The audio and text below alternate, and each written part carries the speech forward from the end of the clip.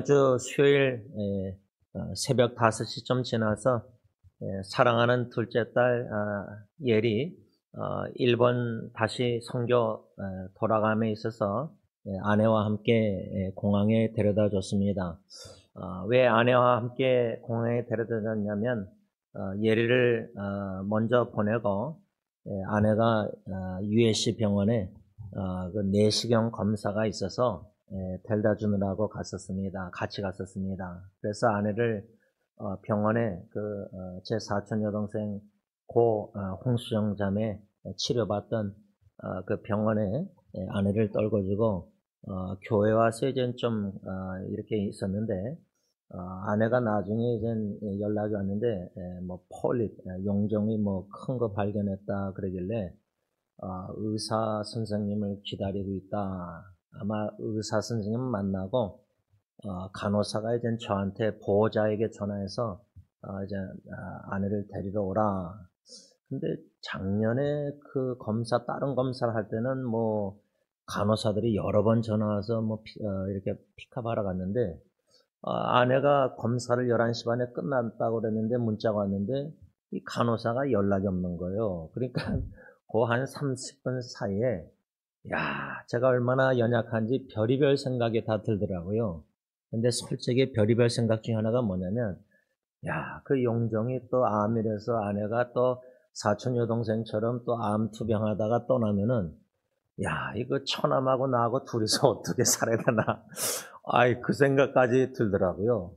그런데 아마 제가 왜 그렇게 연약해서 그런 생각까지 들었냐면, 그 홍성 자매 바로 밑에 동생, 스잔 자매가, 이렇게 뭐, 용종이 3cm가 있고, 뭐, 암 닥터도 만난다, 뭐, 어쩌고저쩌고 막 이러니까, 거기에 몰두하게 되니까, 이게 마음이, 연약해져서, 내 안에도 이 용종이 암이면 어떻게 될까. 그런데, 여태까지 설교하고 나누면서 또 담대하게 대담하게 또 암이면 암으로 받아들이고 또 하나님이 그 암을 허비하지 않아서 암을 통해서 주시는 또 숨겨진 축복도 있고 이런 설교들을 했음에도 불구하고 이번 주 수요일 날 아침은 이런저런 생각 속에서 제 자신이 얼마나 연약해져 있는가, 또 심신이 지쳐 있구나, 장모님 떠나기 전에 필리핀 한국 사역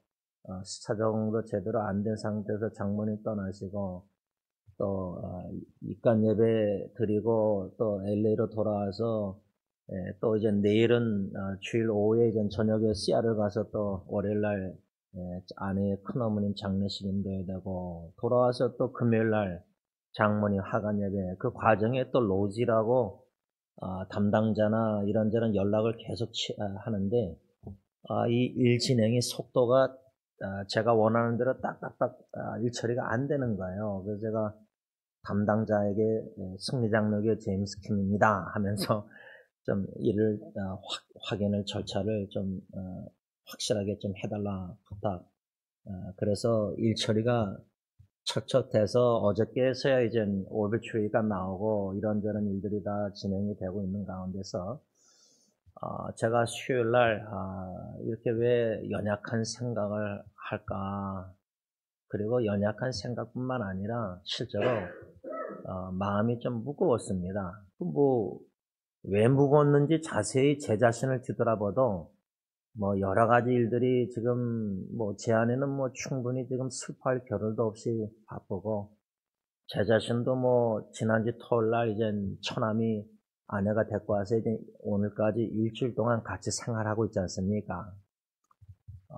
그래서 오늘 아침에도 5분 미만 동영상을 만들면서 자폐증이 있는 처남 진이를 주님의 사랑으로 환영합니다 라는 제목 아래 짧은 동영상을 만들고 또 헨리 나윈이라는 신부님의 책을 제가 참 좋아하고 영향을 많이 받았는데 그 헨리 나윈이라는 신부님이 예일대학교 이렇게 다 세상적으로 스펙이 높은 지위에서 여러 가지 다 하다가 그분이 마지막 10년을 캐나다 데이브레이크라는 공동체에서 장애인들을 섬기다가 이제 죽었는데 그 섬긴 장애인들 중에 누가 있냐면 아담스라는 청년이 있었습니다. 근데 그 아담스라는 청년을 섬기다가 아담이 먼저 죽고 이제 얼마 안 있어서 헬리나인이 죽었는데 그 죽기 전에 이 헬리나인 신부님이 그 아담을 섬기면서 주신 영감을 책을 썼어요. 아주 얇아요. 한국말로 번역이 됐는데 제가 2006년도에 그 책을 읽고 쓴 글을 오늘 아침에 다시금 읽게 되었습니다. 그러면서 주신 은혜가 처남 지미를 주님의 사랑으로 환영해야 되겠다. 그리고 어제 저녁에는 아내하고 대하면서 이제 아내가 처남 그 설거지도 가르쳐 줬대요. 근데 설거지도 숟가락을 이렇게 닦고 돌려서 또 여기도 닦아야 되고 그릇도 앞에 닦지만 또 이렇게 더 뒤집어서 뒤도 닦아야 되고 모서리도 닦아야 되고 아내가 그렇게 가르쳐 주니까 누나가 이 남동생이 그대로 배워서 하는 거예요. 그러니까 이 자폐증 스펙트럼이 종류가 많은데 제가 접한 자폐증 젊은 어린 사람들은 영어 예배 때 제 친구 목사가 자폐증 딸아이를 데리고 들어왔는데 막 기타 주름 치는데 맨 뒤에 앉았는데 이 딸아이의 귀를 이 목사님 친구가 막아주더라고요. 왜냐하면 어떤 자폐증 지체들은 이 귀가 예민해요. 큰 소리를 들을 수가 없어요. 괴로워해요. 또 저희 집에 친척 중에 세 아들 중에 두 아들이 자폐증 있는 집안이 있는데 풀러 신학교 학생이 와가지고 여학생이 와서 그 두 자폐증 아이들을 이제 돌보면서 이제 트레이닝을 시키는 걸 제가 몇 번 봤는데 또 자폐증 그 두 아이 중에 하나는 되게 똑똑한 것 같아요. 아주 샤프해요. 막 만지작거려요. 저희 집에 있는 것들. 그러니까 다양한 우리가 자폐증에 대해서 잘 몰라요. 저도 잘 모르겠고 그래서 제가 아내한테 어제 처남을 알아가는 시간을 갖자. 그런데 제가 아내한테 설거지나 강아지 그 똥오줌 싼 그 패드도 치우는 거 가르쳐 주니까 따라서 하더래요. 그래서 가능성이 포텐셜가 많다. 처남이 우리가 모르는 뭔가 가능성이 있기 때문에 이렇게 트레이닝 훈련을 시키다 보면은 잘하는 게 있고 못하는 게 있고 또 제 처남은 보니까 자폐증 중에 루틴 똑같은 일을 가르쳐 준 거를 되풀이 하는 거를 정확하게 시간 비슷하게 해요. 오후 3시에 그라지 도는 문을 열고 꼭 매일 체크업을 해요. 또 주일 저녁에는 쓰레기통을 딱 앞에다 갖다 놔요. 그리고 이제 제가 예리가 왔을 때 이제 그 강아지를 끈을 묶어서 저희 집 앞에 공원까지 걸어갔다 오는 것, 이 끈을 잡고 강아지를 끄는 것을 가르쳐 주는 거예요. 여러분들 이것이 우리에게는 쉬운 일이잖아요. 근데 자폐증 처남에게는 이게 하나씩 하나씩 어린아이처럼 여러분들의 손주처럼 가르쳐 줘야 돼요. 근데 수요일날 아내가 용종 뭐 어쩌고 하길래 야 이거 아내도 안 걸려서 떠나면은 그 생각까지 앞서가는 거예요. 하나님을 신뢰하지 못하고 앞서가면서 아내까지 떠난다는 생각을 여태까지 제 자신의 죽음이나 아내나 자녀 이런 건데 설교를 죽음의 관점 많이 했는데 실제로 병원에서 용종 발견에 그 의사가 간호사가 빨리 전화가 안 오니까 그 순간 30분 사이에 든 생각 중에 만일에 아내가 암이라서 투병하다가 제 사촌여동생처럼 떠나면 야 이거 나하고 처남하고 이거 어떻게 살아 이런 생각이 처음으로 든 거예요. 여러분 왜 제가 그런 생각이 들었을까 뒤돌아보면 제가 여러모로 연약해져 있구나. 그래서 아까 괴로울 때 주님의 얼굴 보라 복음성가 2절에 힘이 없고 내 마음 연약할 때 능력의 주님 바라봐라. 그러니까 육신이 연약한 것보다요. 마음이 연약해져 있다는 증거가 이런 별의별 이런 생각이 드는구나. 이것을 좀 깨닫게 된 것입니다. 괴로울 때 주님의 얼굴을 보라 이 찬양 복음성가 우리가 하나님께 찬양을 올려드리고 함께 통성기도 했는데 후렴을 보면 눈을 들어 주를 보라 내 모든 염려 맡겨라 슬플 때에 주 예수 얼굴 보라 사랑의 주님 안식주이라. 근데요, 여러분들은 지금 만일에 가정에 자녀 우선들 별 문제가 없어서 무난하게 다 뭐 괜찮다고 생각하시든지 아니면 어려움이 있는데도 그 어려움도 계속 접하다 보면요, 그게 익숙해져 갑니다. 처음에는 막 간절히 기도하고 뭐 눈물 흘리고 자식의 영혼 구원이나 뭐 여러 가지 질병 뭐 다 기도했는데 면역성이 생긴다는 말이 맞는지 모르지만 가정의 고통스러운 괴로운 일들도 지나가다 보면은 그게 익숙해져서 초심을 잃어서 처음처럼 하나님을 간절히 찾지 않습니다. 그런데 만일에 가정의 재난, 또 다른 말로 하면 재앙, 욥기서에 나오는 욥처럼 재산을 다 하나씩 다 잃어가든지 한꺼번에 잃든지 뭐 자식이 한꺼번에 죽든지 한 명 한 명 죽든지 여러분 그 채분 할머니 6자녀 중에 3자녀가 한 명 한 명 이렇게 죽을 때 여러분 그 한 명이 암 걸려서 자녀가 제 작은 고모님 가정 같은 경우 작년 8월 달에 떠났는데 또 다른 자녀가 뭐 용종이 있든지 뭐 메스가 있어서 막 검사하고 아프고 고통당하고 막 구토증 일어나고 이러면은 또 뭐 의사를 뭐 암의사 만난다 막 이러고 하면은 초긴장 상태에서 어떻게 집안에 한 명 자식을 잃었는데 또 한 명이 아플까?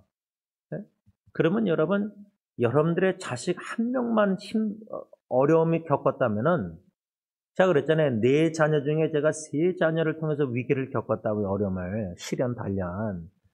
여러분 이거 정신없습니다. 그것도 뭐 몇 년 지나서 10년, 20년 지나서 또 다른 자식 어려움은 다행인데 이거 뭐 제 작은 고모님 같은 경우는 작년 8월 달 5년 동안 고통하다가 딸이 죽었는데 그 동생 딸이 또 어려움을 당하면은 여러분 좀 집안이 어떻게 되겠어요? 초토화되지 않겠습니까? 얼마나 힘들겠습니까?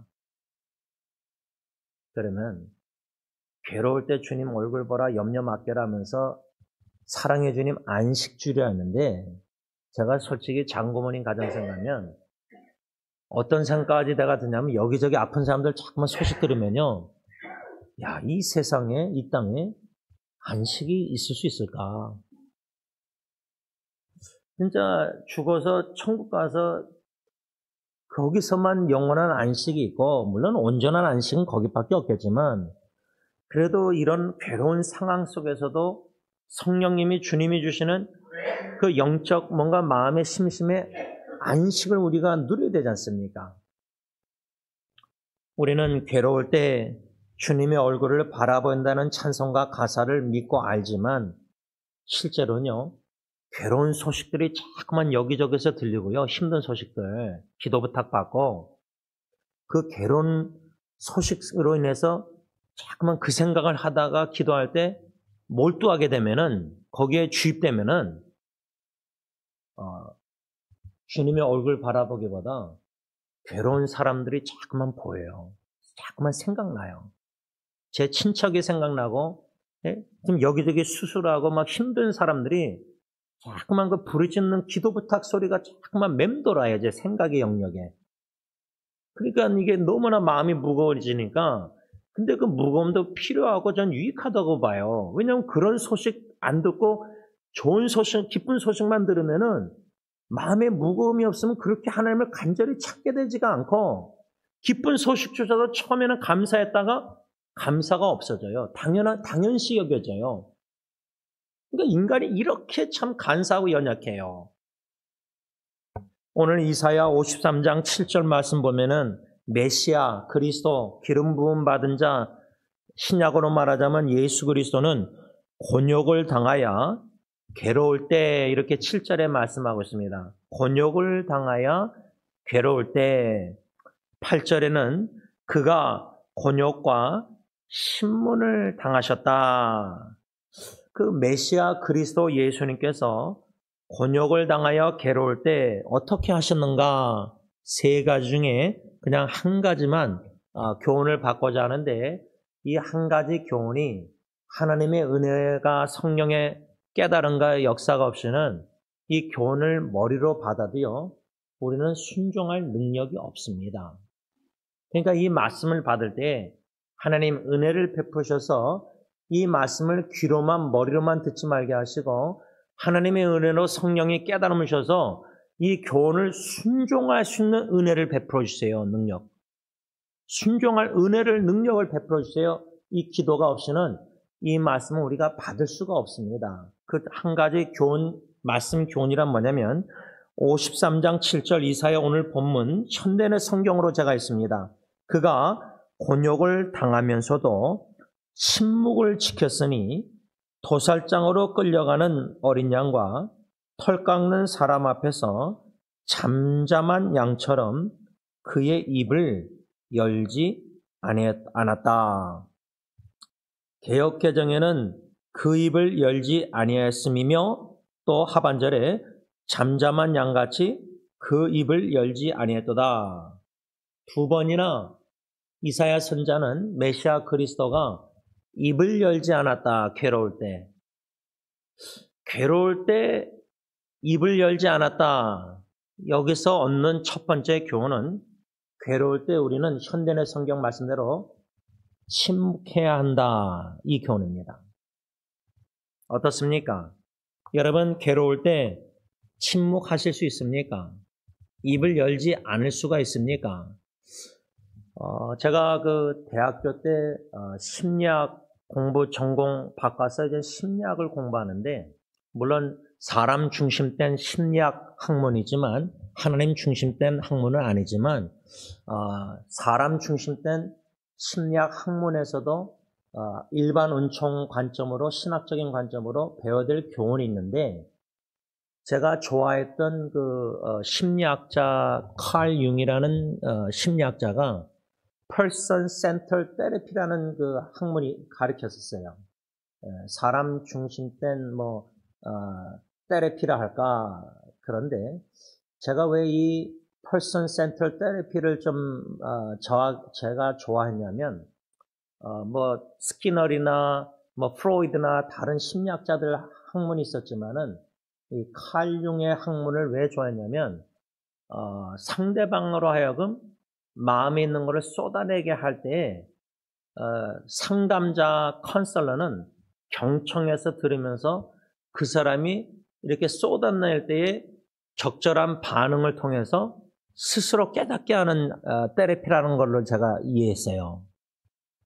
그게 왜 저한테는 지금까지 영향을 끼치냐면, 제가 지난주에도 민호 형제 부부하고 성은이하고도 대화했지만 또 호인이하고도 대화했지만 주로 이렇게 힘들고 어려움 가운데 있는 지체들하고 대화할 때 제가 세 가지 원리를 뭔가 좀 주시는 깨달음이 있어서 적용하려고 기도하고 노력하는데, 그게 뭐냐면 첫째는 정직한 대화예요. 정직한 honesty. 그게 꼭 상담하는 목사나 상담을 받는 성도라는 상담의 입장에서가 아니라 그냥 저는 마음과 마음이 이어지는 주님 안에서 만남이란 단어를 좋아해요. 그러니까 제가 목사라는 직분이고 호인이나 민호 부부가 평신도라 이런 생각은 안 하고 주님 안에서 형제자매 친구라는 관점에서 주님이 주는 그냥 전혀 오는지도 몰랐는데 공원에 만났으니까 대화를 하는데, 교제를 하는데 만남을 주셨는데, 그 만남 속에서 첫 번째 원리가 정직하게 서로가 대화하는 거예요. 그래서 상대방이 정직하게 저한테 마음을 나누는지 저는 몰라요.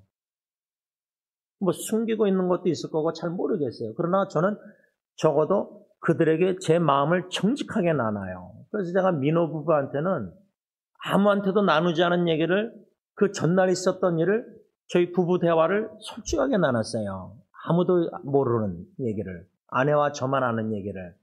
그래서 정직을 제가 중요시하고, 두 번째는 transparency, 투명성이에요. 깨끗한 맑은 물이랄까, 얼굴이 반사되는 물이 섞여 있어. 그 흙탕이 섞여 있으면 얼굴을 내가 비치면은 얼굴이 잘 안 보이잖아요. 거울도 뿌여면 안 보이잖아요.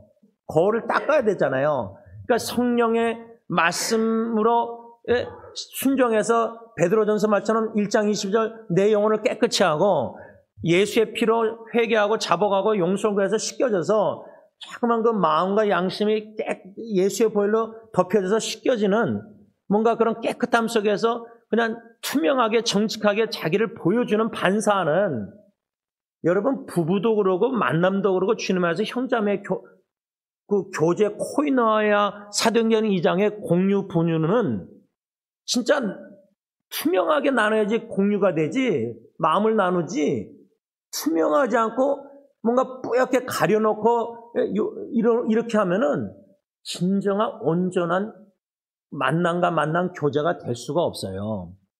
그래서 두 번째 중요시하는 건 이제 투명성이고, 제일 힘든 게 이제 세 번째가 vulnerability라 해서 자기의 취약점도 나누는 거예요. 제가 민호 부부한테는 저희 부부의 그 전날에 있었던 갈등도 솔직하게 취약점도 나눴어요. 부끄러운 얘기도. 이런 나눔 속에서, 만남 속에서 주님 안에서 성령님이 세 가지 원리를 순종하고 적용할 때 기도하는 마음은 성령님이 역사케 하시는 건데, 괴로움 가운데 있는 지체들이요, 이런 정직하고 투명하게 자기의 취약점도 나눠주면서, 제가 영어 설교 전에 했을 때 우리 교회 그냥 왔다 갔다 하는 지체 하나가, 자매가 제 아내한테 얘기했어요. 아내가 저한테 얘기하더라고요.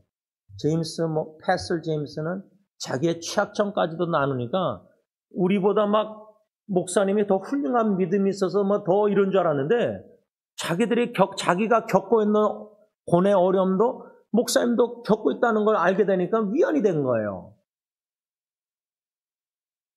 여러분, 괴로운 심령들이 뭔가 같이 예수 부부도 마찬가지. 내가 괴로운데 내 안에 내 남편이 나의 아픈 괴로움을 조금이나마 공감해줘서 같이 아파하고 같이 울어주고 같이, 이 부부가 이런 공감력도 부족해요. 그러면 하물며 다른 사람들, 형제자매 아는 사람들은 그게 되겠습니까? 그러니까 우리가 코이노야 교제한다 그러는데, 겉모습은 교제하고 친교하는 거지 진정한 마음을 나누는 교제가 아니거든요. 마음은 다 딱 가려져 있어. 다 닫혀 있거든요. 교회 안에서 형제자매 성도들 나눈다 하지만은 소그룹 속에서도 진짜 마음을 나누고 있는가? 정직하게 투명하게 내 취약점도 부끄러움도 나누면서 그 취약점, 약할 때 강함 주시는 강한 하나님의 능력이 내 약함 속에서 나타난 간증을 하고 있는가? 아니면 약함을 부끄러워해서 숨기고 있는가? 그러니까 우리는 신앙생활을, 진정한 교제를 못하고 있는 거예요. 제가 볼 때는. 두리뭉실하게 그냥 형제, 성도 교제를 하고 있는 거예요. 서로가, 부부가 깊이 들어가야 되는데 들어가지 못하는 게 원인이 나에게 있거든요. 내가 내 취약점을 내 아내에게 절대 안 나눠요. 그 정도로 아직도 자아가 강하게 살아있는 거예요. 자기의 밑바닥을 보이지 않는 남편은 아내와 온전히 마음으로 하나가 될 수가 없다고 저는 봐요. 그런 부부관계에, 성도관계에 말할 것도 없죠. 그러면 진정한 마음의 괴로움을 내 배우자가 나에게 쏟아내겠습니까? 나눠봤자 내 남편이, 내 아내가 이해를 못하는데, 공감도 못하는데, 그러니까 우리가 그냥 마음을 닫아버리고 말을 안 하면서 계속 그렇게 20년, 30년, 50년, 60년 부부생활 하는 거예요. 괴로울 때 마음을 쏟아낸다, 저는 필요하다고 봐요. 물론 오늘 교훈은 침묵해야 된다는 건데, 형제자매 공동체 이웃사랑이 왜 있습니까? 예수님의 이중계명. 아니, 하나님만 사랑하라고 써있지 왜 이웃사랑, 나 자신같이 사랑하라고 예수님이 이중계명 주셨습니까? 하나님께만 다 쏟아내면은 그럼 하나님 사랑만 계명을 주시면 되는데 왜 이웃사랑하라고 써있습니까? 왜 교회를 만드셨습니까? 공동체. 왜 부부를, 아담과 하와를 만들었습니까? 아담 혼자만 만드시고 그냥 하나님만 에덴 동산에서 교제케 하면 되는데. 그러니까 우리가 신앙의 균형을 잃어버린 거예요. 하나님만 있으면 돼. 하나님 말만 쏟아내면 돼. 사람들에게 말할 필요 없어. 침묵하면 돼. 이거는 미련한, 이건 옳은 균형을 잃은 신앙생활이죠. 여러분, 우리 아내들이 남편의 침묵을 얼마나 괴로워하는지 몰라요. 제가 결혼 초에 남자, 여자, 화성, 금성 그 책 읽고 테이프를 들으면서 아내하고 연애할 때 남편은 부부 갈등 이렇고 뭐 어릴 때 어떡하죠? 동굴로 들어가 버려요. 그게 뭐예요? 딱 침묵해 버려요. 그러면 아내가 동굴 문 앞에서 똑똑 두들기면서 당신 거기서 언제 나올 거야? 언제 말할 거야? 그 말이거든요. 연애할 때 그 테이프를 들었는데 그 책. 진짜 결혼해서 부부싸움 할 때 제가 동굴로 들어가서 입을 닫아버렸거든요. 그러니까 아내가 그 테이프 들은 거 생각나서 제임스 하면서 똑똑하면서 실제로 그랬어요, 아내가. 언제 그 동굴에서 나올 거냐요. 기다리고 있다는 말이에요, 저한테. 그러니까 남편은 침묵이 필요하고 자기만의 공간에 동굴에서 그냥 아내 없이 혼자서 필요하지만 아내 입장에서는 남편이 동굴 안에 들어가서 입을 다물고 있으면 되게 괴로워해요. 근데 괴로운 걸 머리로 알아도 남편들은 그걸 무시해요. 아내가 계속 괴로움을 당하기 원할 때도 있는 것 같아요. 그러니까 괴로울 때 주님의 얼굴 바라보라 하는데 주님의 얼굴은 육신의 눈으로 안 보입니다. 영이시니까. 그러면 주님의 영이 안 보이시는 주님의 사랑을 보이는 눈으로 누가? 남편을 통해서 주님의 사랑을 경험해야 되는데 남편이 입을 다물고 있는 거예요. 그러면 아내가 어떻게 주님의 사랑을 남편을 통해서 경험합니까? 직접 남편 없이 주님께 직접 사랑을 경험하라 그렇게 내버려 둡니까 남편이? 그건 아니지 않습니까? 그러니까 우리가 부부관계에 있어서도 아내가 괴로울 때 남편이 주님의 사랑으로 어떻게 사랑해야 되느냐? 오늘 말씀 교훈 괴로울 때 침묵하라. 이걸 또 그렇게 적용하는 남편이라면 그는 신앙이 진짜 교만한 신앙이라고 저는 생각해요. 하나님의 말씀을 자기 마음대로 받아들이는 거예요. 양심의 가책을 느껴서 성령님의 성령음으로 내가 아내가 괴로울 때 침묵하는 게 최선이 아니구나. 아내가 진짜 괴로워하는구나. 그러면 어떻게 말을 지혜롭게 해야 되느냐? 성령님 가르쳐 주세요. 왜? 성경이 뭐라 했죠? 핍박자 앞에 있을 때 무슨 말 할지 걱정하지 말라. 왜? 성령님이 말할 걸 가르쳐 주실 거다. 이 원리를, 말씀을 가정의 부부관계에 적용해야 되는데 성경 말씀도 자기 원하는 대로 받아들여서 자기 원하는 대로 적용해 버리는 거예요. 그건 교만한 거죠. 미련한 거죠. 괴로울 때 부부관계에서나 부모 자녀 관계에 있어서 특히 자녀가요. 괴로울 때 엄마 아빠에게 다가와서 얘기할 정도로 부모 자식 관계가 건강한가? 여러분들 진단 내려봐야 돼요. 자녀들이 괴로운데 엄마한테 가서는 딸들이 얘기하는데 아빠한테는 안 가요. 그러면 그 문제 있는 거예요. 아빠하고 엄마, 딸하고 관계가 문제가 있는 거예요. 그 문제는 아빠 잘못이라고 저는 생각해요. 아빠 죄예요. 아빠 죄. 아빠가 딸을 제대로 주님의 사랑으로 사랑 못하고 있는 거예요. 못했고 지금도 못하고 있는 거예요. 그러면 여러분 이런 말씀이 듣기가 괴롭고 기분이 안 좋겠지만 자식이 지금 괴로운데 주님께 쏟아내라, 주님 얼굴 바라보라, 복음성가 아빠가 그냥 엄마가 그렇게만 얘기합니까? 기도하라고? 성경 읽으라고? 이거는 진짜 미련한 부모죠. 신앙 부모. 자식이 괴로운데 그냥 기도하라, 성경만 보라고 그렇게 얘기합니까? 원칙적인 얘기로. 우리는 그렇게 자라났지만 지금 아이들에게 그렇게 권면합니까? 자식이 괴로워서 너무 힘들어하는데 부모에게 한 명에게 당할 수는 문이 닫혀 있는 거예요, 다. 그러면 가정 진단할 때 가장으로서 우리 가정에 심각한 문제가 있구나. 여러분, 말씀을 좀 들어가지 못하고 이 서론 부분에서만 좀 정리해야 되는데 괴로울 때 메시아 그리스도처럼 침묵하라, 입을 열지 마라. 근데요, 지금 이 마음에 막 쌓여 있어서 화산 폭발 전에 있는 쏟아내야 되는데 쏟아낼 대상이 없다는 거예요.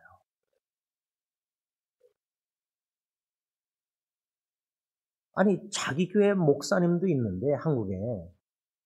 왜 뭐하러 미국에 있는 저한테 연락이 와요?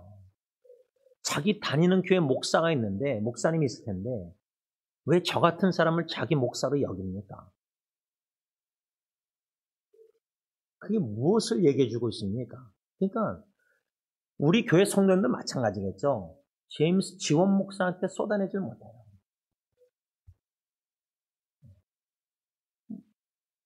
장로님한테 쏟아내시는 건 참 다행이죠. 장로님 부부한테 감사하게도. 저희 부부한테 못 쏟아내시는데. 저나 아내나 제대로 목회를 못하고 있으니까 그런 거죠. 여러분, 침묵의 영성이 너무나 중요한데 그거를 지금 첫 번째 교훈으로 받으려고 시작을 하다가 보니까 이웃사랑이 있어서 하나님 앞에서 사람들에게 침묵하고 하나님 앞에 나가서 하나님의 음성 듣고 다 맞는데 이웃사랑의 실천에 있어서 지금 마음에 뭔가 쏟아낼 필요가 있는 어른들도 직분자들도 괴로운 가운데 있는 사람들이 너무 많은 거예요. 있는 거예요. 우리 주위에. 우리 가운데도 있겠죠. 그것을 우리가 무시하고 침묵하라는 교훈이 아니라는 말이에요. 그것을 제가 이렇게 강조하다 보니까 결론을 이렇게 맺을 수밖에 없게 된 건데 여러분들 주위에 멀리 보지 마시고요. 여러분들 가정을 볼 때 자녀도 둘째치고요. 부부관계만 우선 보면요. 부부가 진짜 서로 편안하게 내가 내 남편에게 내가 내 아내에게 쏟아내도 서로 위로를 받을 성령의 위로를 배우자를 통해서 받을 수 있다는 신뢰가 있으십니까? 그래서 마음을 투명하게 정직하게 취약점도 부부 대화를 진솔하게 그렇게 하고 계십니까?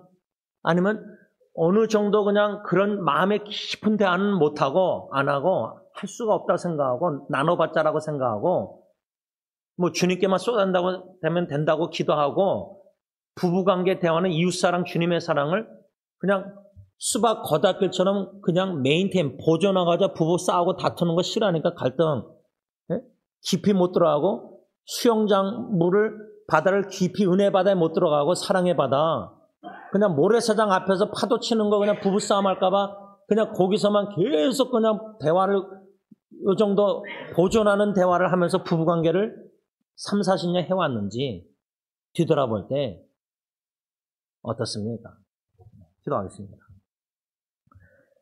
아버지 하나님, 예수님의 이중계명 중에 두 번째 계명 이웃사랑 내 몸같이 나 자신같이 사랑하라 하셨는데 부부관계에 있어서 우리가 침묵의 영성이라는 농담 삼아 하나님께 다 쏟아내고 부부관계에 있어서는 쏟아내봤자 마음을 나눠봤자 위로도 못 받고 오히려 다툼이 생기고 갈등이 생길까봐 모래사장 앞에서 파도 치는 것 예상하고 파도도 아직 일어나지도 않았는데 항상 그랬으니까 하는 생각으로 부부가 주님 안에서 정직하게 투명하게 취약점까지 깊은 마음을 나눌 수 없는 그런 부부관계를 만일에 우리가 3, 40년, 50년 해왔다면 이것이 과연 주님 앞에서 올바른 부부관계인지를 자아성찰하고 자아진단할 수 있는 은혜 능력을 주시기를 원합니다. 우리에게는 그런 능력이 없습니다.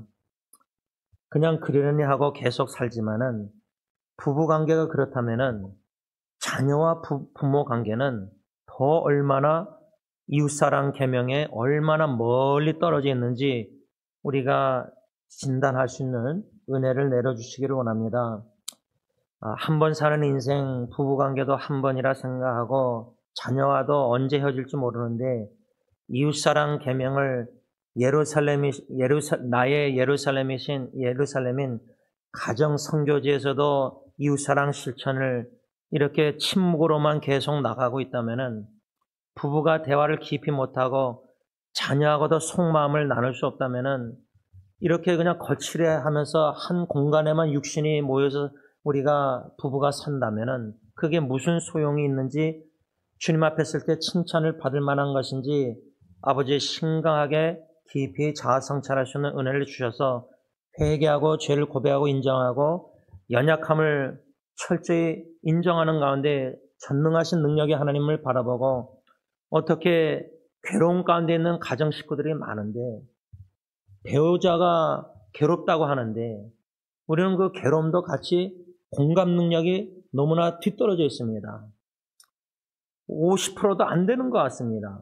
아내가 얼마나 지금 괴로워하는지 알려고 노력도 하지 않고 방관하려고 하고 기도만 한다고 합니다.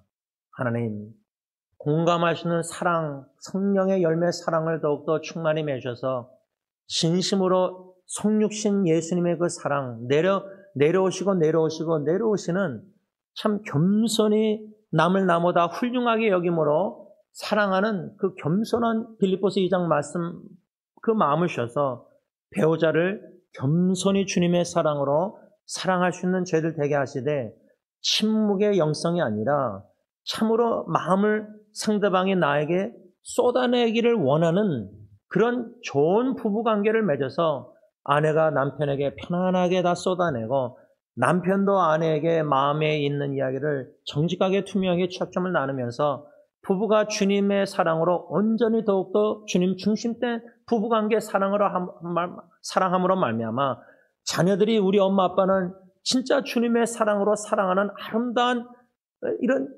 자식들이 볼 때 참 부끄러운 부모 얘기일 수도 있고 참 애들이 놀릴 수 있는 얘기라 할지라도 그런 참 정직하게 투명하게 허심탄회하게 부모가 대화하는 그런 아름다운 모습을 보고 자라는 자녀들이 불안해하지 않고 걱정하지 않고 엄마 아빠를 염려하지 않고 우리 엄마 아빠의 주님 중심된 사랑의 모습에 행복 바이러스가 전염이 돼서 우리 자녀들도 그 주님의 사랑으로 서로 사랑하면서 사랑의 천국 공동체로 더욱더 가정들을 세워주셨기만을 예수님의 이름으로 간절히 기도를 올리옵나이다.